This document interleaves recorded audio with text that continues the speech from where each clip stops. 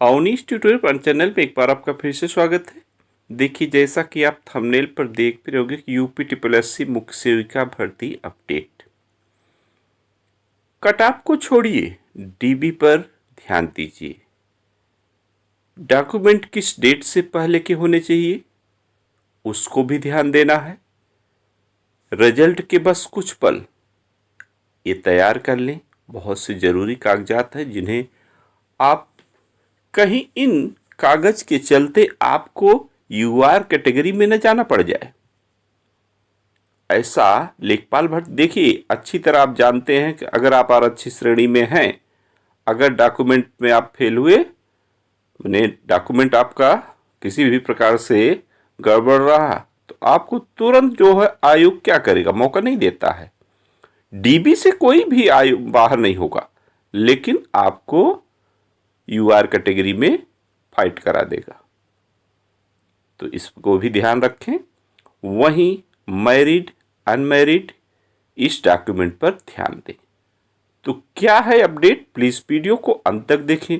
बहुत ही महत्वपूर्ण वीडियो है आपके लिए ये, चूंकि अब रिजल्ट के आप सभी को पता है, मैं पहले से ही बताया था। आप मेरा सैटरडे का वीडियो देख लीजिए, मैंने वहीं ही कहा था कि भाई मंडे को छोड़ दीजिए, Tuesday, Wednesday, Thursday, Friday, Saturday, इन दिनों में किसी भी दिन आपका रिजल्ट आ सकता है। कहने का मतलब आज भी आ सकता है, लेकिन ज़्यादा उम्मीद फ्राइडे की लगाई जा रही है। कहीं ऐसा ना हो कि उससे पहले ही आ जाए, फिलहाल देखने की बात होगी। तो चलिए वीडियो को अंत तक देखें, रिक्वेस्ट है आपसे। और वीडियो पसंद आए तो वीडियो को लाइक करना ना भूलें। चैनल पर नए हो तो प्लीज़ चैनल को सब्सक्राइब कर लें, और वीडियो पसंद आए तो लाइक ज़रूर करें भाई, और अपने प्रतियोगी मित्रों को भी शेयर करें जिससे सभी तक जानकारी पहुंच सके। चलिए अपडेट देखते हैं। सबसे पहले तो देखिए कि डीबी हेतु आवश्यक, जो मुख्य रूप से आवश्यक है वो है आपका हाई स्कूल का मार्कशीट एवं सर्टिफिकेट। ठीक है, आप सभी को पता है कि डीबी के लिए हाई स्कूल की मार्कशीट एवं सर्टिफिकेट, जो कि पहले जो पुराने कैंडिडेट थे उनमें मार्कशीट अलग आती थी, सर्टिफिकेट अलग आती थी। ठीक है, लेकिन अब मार्कशीट और सर्टिफिकेट एक ही में होता है, इसलिए कोई दिक्कत नहीं, मीन्स आपके पास एक ही होगा। वहीं इंटरमीडिएट में भी मार्कशीट और सर्टिफिकेट अब एक ही में आता है, इसलिए यह एक ही होगा। लेकिन अगर पुराने कैंडिडेट हैं जो आरक्षित श्रेणी में, हो सकता है वो पुराने हों, उनको वरीयता हो जैसे पीएच वगैरह में, तो उनके मार्कशीट और सर्टिफिकेट अलग अलग होंगे। वहीं आप ग्रेजुएशन की बात करें तो फर्स्ट ईयर, सेकेंड ईयर और थर्ड ईयर तीनों ईयर की मार्कशीट आपकी लगेगी। चूंकि सेकेंड ईयर तक कुछ अभ्यर्थियों ने जो है जैसे योग्यता के अनुरूप रखा है, कुछ लोग फाइनल ईयर तक, तो ये बहुत जरूरी है। वहीं आप ये भी जान लीजिए, सर्टिफिकेट मीन्स ग्रेजुएशन की डिग्री मस्ट है। अब आप सोच रहे हो कि डिग्री नहीं लेके जाएंगे तो क्या होगा। आप डिग्री नहीं लेके जाएंगे तो डीबी से नहीं बाहर होंगे, डीबी तो आपकी कराई जाएगी, लेकिन कहीं आपको इसके कारण प्रोविजनल कैंडिडेट में न रख दिया जाए या यूआर कैटेगरी में न डाल दिया जाए, ऐसा हो सकता है। इसके लिए आपको करना क्या है, सर्टिफिकेट के लिए आप जानते हैं, अगर ले लिए हैं तो ठीक है, नहीं तो इसे ऑनलाइन करने पर 45 दिन में बाय डाक आपके घर ऑनलाइन डिग्री, मैंने आपकी ग्रेजुएशन की डिग्री आती है। इसका विकल्प क्या है, अब देखिए समय 45 दिन आपके पास नहीं है। अगर आप ध्यान दें तो डिग्री अगर नहीं लिए हैं ग्रेजुएशन की, तो अब 45 दिन का समय आपके पास नहीं, दिसंबर में ही हर हाल में आपकी डीबी हो जाएगी। विकल्प अगर है आपके पास तो प्रोविजनल डिग्री लेने का। प्रोविजनल डिग्री कुछ यूनिवर्सिटियों में जो है ऑनलाइन आप करिए, ऑनलाइन करते हैं तो ऑनलाइन प्रोविजनल डिग्री कंप्यूटराइज्ड ही डायरेक्ट मिल जाती है, और कुछ यूनिवर्सिटियों में आपको डायरेक्ट हाथों हाथ जाकर लेना पड़ता है। तो ये तो कागजात आपके मोस्ट हैं, सबसे इम्पॉर्टेंट कागज आपके यही हैं, इनको आपको तैयार करना है। कहने का मतलब महत्वपूर्ण कागजात आपके ये हैं, ये महत्वपूर्ण है। ठीक है ना, तो इनको आप कंप्लीट रखें। ठीक, चलिए आगे और देखते हैं। अब आते हैं सबसे बड़ा जो खेल है, जहां आरक्षण श्रेणी की बात आती है, कैटेगरी के अनुसार प्रमाण पत्रों की। तो अगर आप यूआर कैटेगरी में, जनरल कैटेगरी में है, तो आपके लिए जात प्रमाण पत्र या निवास की कोई आवश्यकता नहीं होती है, ये आप देख रहे होंगे। ठीक है, ओबीसी के हैं, एससी के हैं, एसटी के हैं, तो आपके लिए जाति निवास दोनों की जरूरत पड़ेगी, ये आप देख रहे हैं, इसीलिए मैंने इस पर ये देखिए टिक किया है। और ईडब्ल्यूएस या पीएच कैंडिडेट है, किसी भी प्रकार से अगर आप आरक्षण लेना चाहते हैं, चाहे आप चूंकि पीएच कैंडिडेट होते हैं तो आप इन्हीं का, चाहे जनरल में होते हैं, चाहे ओबीसी, एससी, एसटी, किसी में भी आप पीएच हो सकते हैं, तो आपको वहाँ के लिए जात प्रमाण पत्र, निवास प्रमाण पत्र भी लेना होता है। ठीक है, तो इसीलिए मैंने लिखा है कि ईडब्ल्यूएस पीएच, केवल जनरल कैटेगरी को छोड़ दीजिए, अन्य सभी, अगर आप पीएच कैंडिडेट है या ईडब्ल्यूएस ही है, ओबीसी, एससी, एसटी, तो ये ईडब्ल्यूएस मैंने यहाँ केवल जनरल कैटेगरी के लिए लिखा है, कोई भाई गाली मत दीजिएगा। ईडब्ल्यूएस केवल जनरल कैटेगरी के लिए है, तो जनरल कैटेगरी ईडब्ल्यूएस, इनके लिए ईडब्ल्यूएस सर्टिफिकेट ही है। यहाँ पीएच कैटेगरी, अगर आप जनरल कैटेगरी हैं तो आपको कोई ज़रूरत नहीं है, लेकिन पीएच में आपको अदर कैटेगरी में है, तो जैसे ओबीसी, एससी, एसटी में, तो आपको जात की भी निवास की दोनों की ज़रूरत पड़ेगी। और पीएच कैंडिडेट में सबसे बड़ी बात ये होती है, जैसे लेखपाल भर्ती में देखा गया है, कि जो आपका सर्टिफिकेट बनता है हाथों से जो लिखित रहता है वो मान्य नहीं करता आयोग, आपको ऑनलाइन करना पड़ता है। तो अभी आपके पास अवसर है, अगर आप ऑनलाइन सर्टिफिकेट ना हो तो ऑनलाइन कर दीजिए, ऑनलाइन करवा दीजिए, 1 सप्ताह में आपके पास ऑनलाइन सर्टिफिकेट भी हो जाएगा।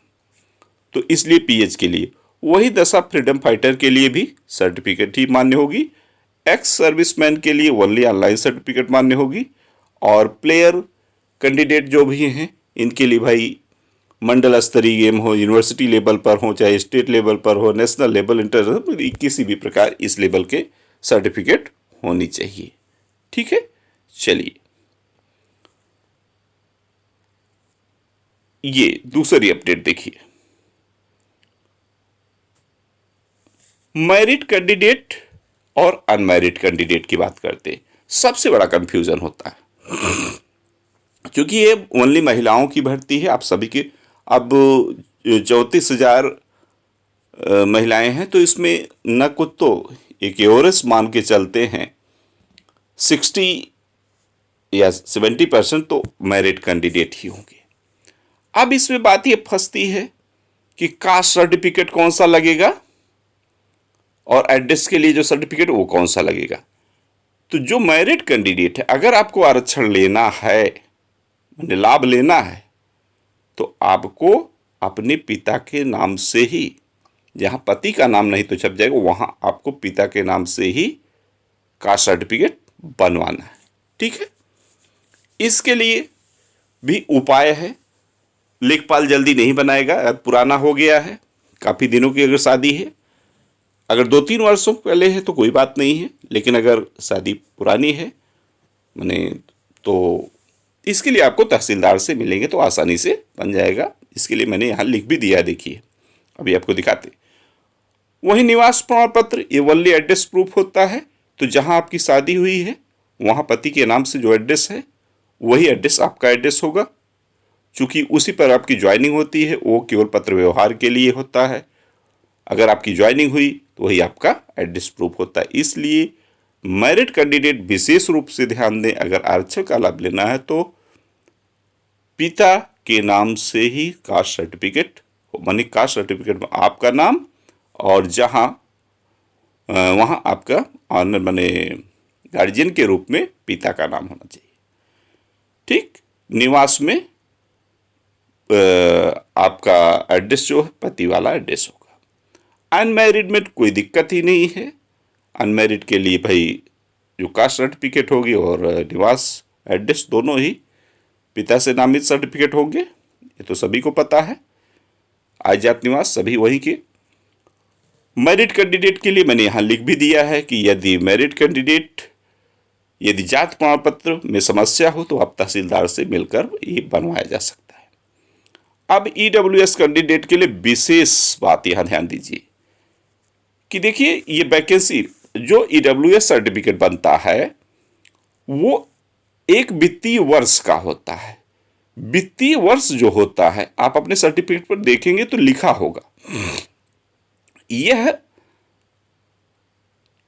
1 अप्रैल से 31 मार्च तक वैलिड होता है।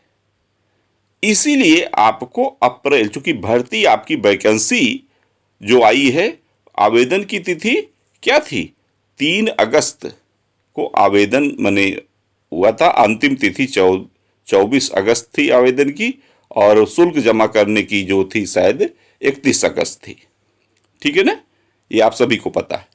तो इस बेस पर आप सभी को अपने डॉक्यूमेंट का विशेष ध्यान देना है और इसमें एसटी वाले भी ध्यान देंगे क्योंकि लेखपाल भर्ती में एसटी कैंडिडेट को काफ़ी परेशानी हुई है।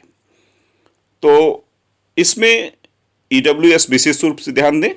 अप्रैल, इसीलिए मैंने स्पष्ट लिख दिया है, अप्रैल 2022 से मार्च 2023 का एक सर्टिफिकेट होना चाहिए। दूसरा सर्टिफिकेट आपका अप्रैल 2023 से मार्च 2024 तक का। अगर ये नहीं है तो चलेगा, ठीक है, अगर किसी के पास नहीं है तो चलेगा, लेकिन अभी आपके पास बहुत बढ़िया अवसर है, जल्द से जल्द अप्रैल 2024 से मार्च 2025 वाला बनवा लीजिए, नहीं तो भीड़ मच जाएगी। जहां रिजल्ट आया 2-1 दिन में और डीबी के लिए हुई मामला तो भीड़ मच जाएगी। इसलिए बिना कहे सुने आप अगर ये चैनल पर ये वीडियो देख रहे हैं तो अपने प्रमाण पत्र न बनवाया हो तो आप बनवा लें, ठीक है। तो ये छोटी सी अपडेट थी, आप सभी सतर्क रहें क्योंकि अपने कागजात आपको मेंटेन रखने हैं।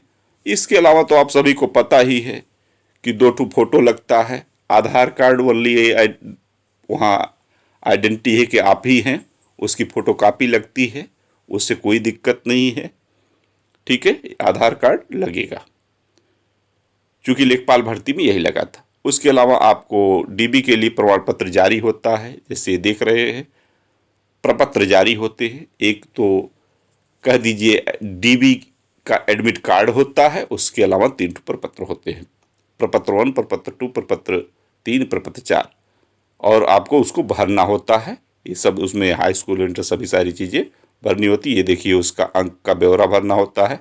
तो ये सारी चीज़ें आपको भरना भी हम बताएंगे नेक्स्ट वीडियो में।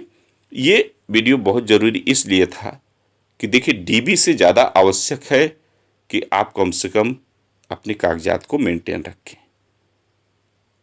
रही बात किसका होगा किसका नहीं होगा, देखिए सभी हम कहते हैं हमें पॉजिटिव सोच रखनी चाहिए। एक पद हमारा है बस हम ये सोचें, एक पद हमारा है बस ये सोचें, यही आपको कहेंगे। और लास्ट में मैं फिर वही लाइनें दोहराता हूं जो वीडियो में दोहरा देता हूं। 2-3 दिनों से मेरे मन में पता नहीं क्यों आता है ये कि हुई है वही जो राम रच राखा, प्रभु की जो मनसा होगी वही होगा, इसलिए ज़्यादा परेशान न हो। देखिए यूट्यूब चैनल है, आज के तो मीडिया ही प्रभावी, इसी से जानकारी मिल रही है, इसको बुरा मत कहिए। लोग अलग अलग चैनल वाले तरह तरह की बातें करते हैं, उनका मत देखो उनका मत करो तो आपको भड़का रहे हैं। अरे नहीं नहीं, कोई भड़का उड़का नहीं रहा है, सब अपने तरीके से सब सही है, सब अच्छी जानकारी देते हैं, कोई चैनल किसी को भड़काता नहीं है, ठीक है ना, सब मेहनत करते हैं। अब आप सोचिए ये लिखने में कम मेहनत पड़ी होगी क्या, इतनी आसानी से हो गया होगा? नहीं, काफ़ी मेहनत पड़ती है। तो ये सब आपके लिए है कि आपको कहीं किसी से पूछने की ज़रूरत नहीं है। आज क्या वो अवसर है कि आपको केवल अपनी मोबाइल अपने हाथ में लेकर बैठ गए तो 10 मिनट के अंदर सारी जानकारी मिल जाती है। फिलहाल इस वीडियो में बस इतना ही। वीडियो पसंद आई हो तो वीडियो को लाइक ज़रूर करें, और चैनल पर नए हो तो रिक्वेस्ट है कि चैनल को प्लीज़ सब्सक्राइब करके रखें और नोटिफिकेशन ऑन रखें। नेक्स्ट वीडियो में चूँकि आपको डीबी कैसे कराना है वो भी बताएंगे, और अभी काफ़ी चीज़ें, इम्पोर्टेंट चीज़ें जो हैं वो आपको बताएंगे। और रिजल्ट की अपडेट आप सभी को पता है। पुनः मैं कह दूं कि बस इसी सप्ताह में, मैं तो पहले ही बोला हूं, ईश्वर करे। और कट ऑफ से बहुत घबराइए नहीं। इसके पहले मैंने जो कट ऑफ दिया है, एक कट ऑफ मैं और बनाऊंगा। इसके पहले जो कट ऑफ दिया है, लोग उस पर काफ़ी कमेंट भी किए कि ये यही फाइनल कट। मैं फाइनल कट ऑफ नहीं दिया हूं, मैं डीबी के लिए कट ऑफ दिया हूं। सिलेक्शन की कट ऑफ कुछ और जाएगी, ये भी जान लीजिए। डीबी कितने पे बुलाई जा रही है उसमें शिफ्ट वाइज, चूंकि आप यूपीटीपीएससी का व्यवहार नहीं जानते हैं। यूपीटीपीएससी में कैसे क्या होता है, कोई बता दे कि मेरा स्कोर क्या है। कभी आप बस वही जो अपना मिलाए हैं, जो वही आप जानते हैं, बस आपका वही है। कोई बहन अपना रिजल्ट किसी को सही नहीं बताती है, इसको मान के चलिए। अगर पारदर्शिता होती तो स्कोर कार्ड जारी होता, सभी के नाम, पिता का नाम, उसका स्कोर, उसका नामलाइज स्कोर, सब कुछ पता चलता। तब तो पता चलता कि नहीं इनका भैया इतना नंबर है, कैसे कह देंगे कि इनका कितना है। इसलिए बहुत घबराने की बात नहीं है। ईश्वर पर विश्वास रखिए, वही सब कुछ करेंगे। बस आपको मैं चैनल की तरफ से यही कामना करता हूँ, जो भी, कि ईश्वर आपको एक पद आपको समर्पित करे, आप सफल हों, खुशियाँ आपको दे। बस इतना ही। Okay, thank you.